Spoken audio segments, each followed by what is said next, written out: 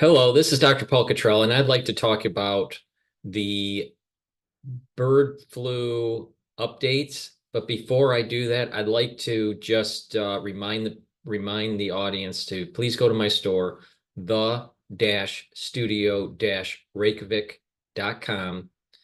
Link is in the description of this video and all my videos.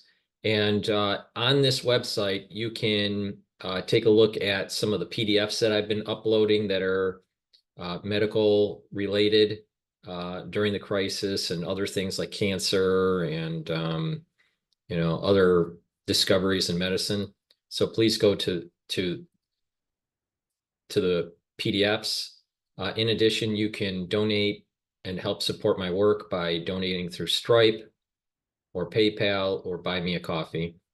And you can take my classes either in pulmonology or immunology. Just go to the store and you can sign up. For $50, you get quite a bit of information. The pulmonology, you get 22 lectures. And here's the list of everything you learn in pulmonology. And in immunology, setting up this course of 16 lectures where you cover this. So both the immunology and the pulmonology, you get PDFs and access to my videos dealing with each of the PDFs. You'll have access permanently. You'll get a password once you purchase the course. In addition, I have ebooks. I have 8 ebooks that you can purchase. And I have a lot of different supplements. I have structural nanosilver supplements, toothpaste, liquids, gels, soaps, lozenges. I also have probiotics and multivitamins. And I carry a lot of C60 products. I have the extra virgin olive oil, coconut oil, and the avocado oil, either in 2-ounce, 4-ounce, or 8-ounce configuration. So please go to the store. It's a very strong antioxidant. I also have a plethora of different supplements: D3, vitamin C, omega-3, ashwagandha, Goodnight formula, probiotic, which is a powder, resveratrol, vitamin B complex, turmeric, magnesium and zinc, lignans, which is really important to boost up your immune system, collagen to help with your bones, joints, and skin, digestive enzymes to help with breaking down proteins, lipids, and carbohydrates. This is also very important in the aftershock of 2020. And clarity factor, which helps to remove brain fog. I also have deodorants, either in citrus or in peppermint. I also have a skincare product called the Even Better Bar.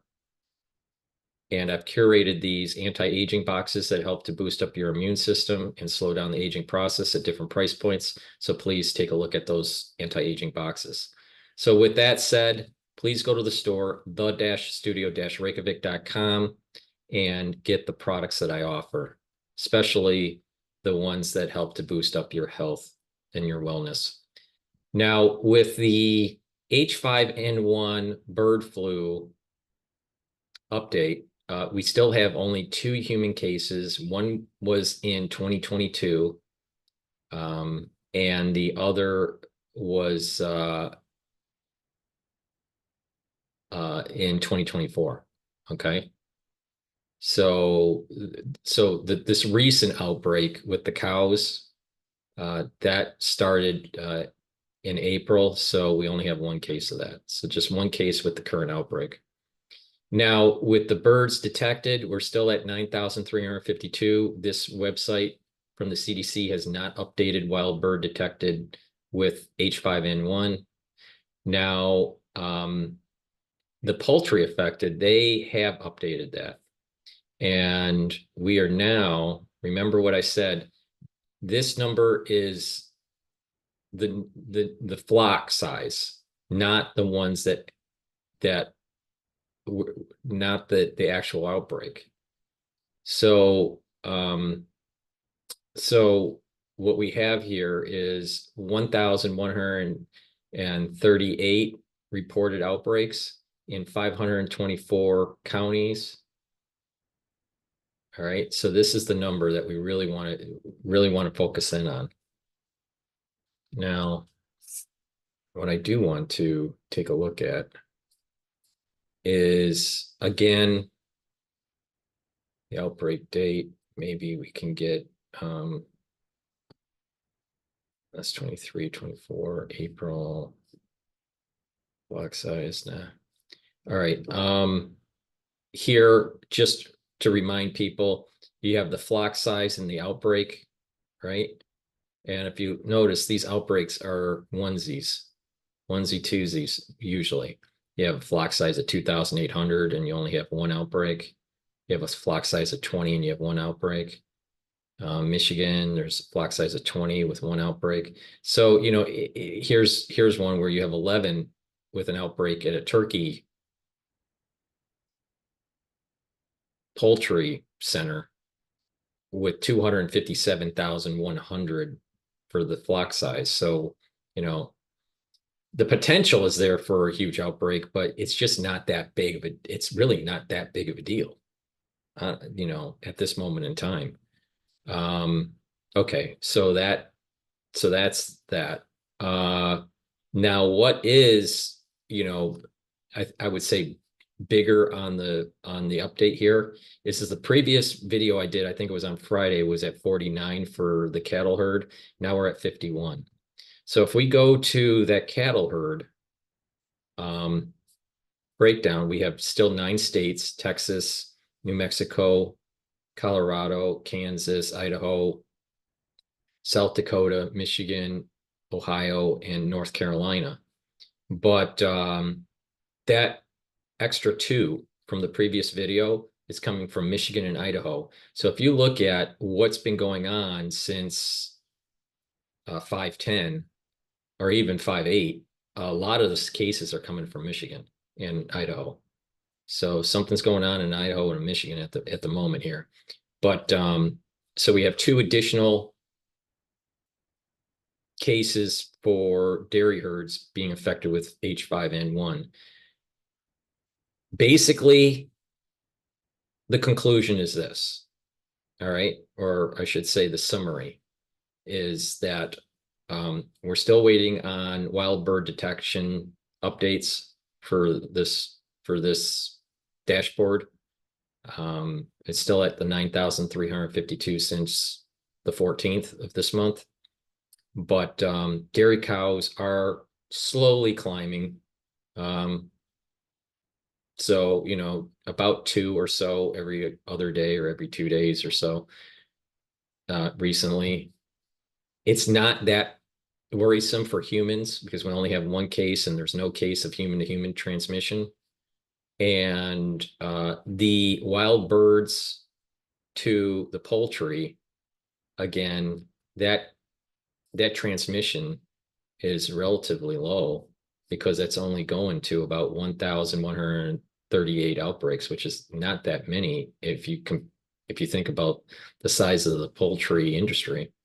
And we only have 51 cows, you know, and that's very small compared to the size of the actual dairy cow industry. So this is very low risk. Could this potentially become a problem in terms of culling or forced inoculation of the poultry or cattle? Yes, but at this moment in time, it doesn't look like that there is any major outbreak. It's worrisome. It's something to be watchful of, but in terms of humans, very, very super low risk. Even with poultry and cattle, it's low risk because the numbers aren't, you know, those numbers aren't that high. Now, it could be that testing is lagging and that maybe the numbers are higher, but I still take the stance that this is zoonosis. This is natural. This happens periodically in nature. There is no evidence of this gaining function Additionally, as this outbreak continues since April, and this most likely will die out, but we probably will have people from the CDC or people at the WHO pushing for inoculations for the livestock. And there's going to be potentially even culling of the poultry, or maybe even the dairy cattle, which would mean that the prices of food would go up. But I suspect this is not really, this is something to keep on the radar, but I wouldn't consider this as a super worry at all, unless, other data comes in proving otherwise. So that's the update of the H5N1 bird flu, cattle flu. Please go to my store, the-studio-reykjavik.com, and get the health supplements I offer, the ebooks, and the lectures in pulmonology and immunology. In addition, please help support my work by donating. You can also be a paid member on Patreon. So please click the link in the description of this video to go to my Patreon page and be a paid member there to help support my work. I really appreciate it. It's the ones that donate and the ones that buy the products that help me to produce the videos that I do. So thank you for listening, and have a nice day.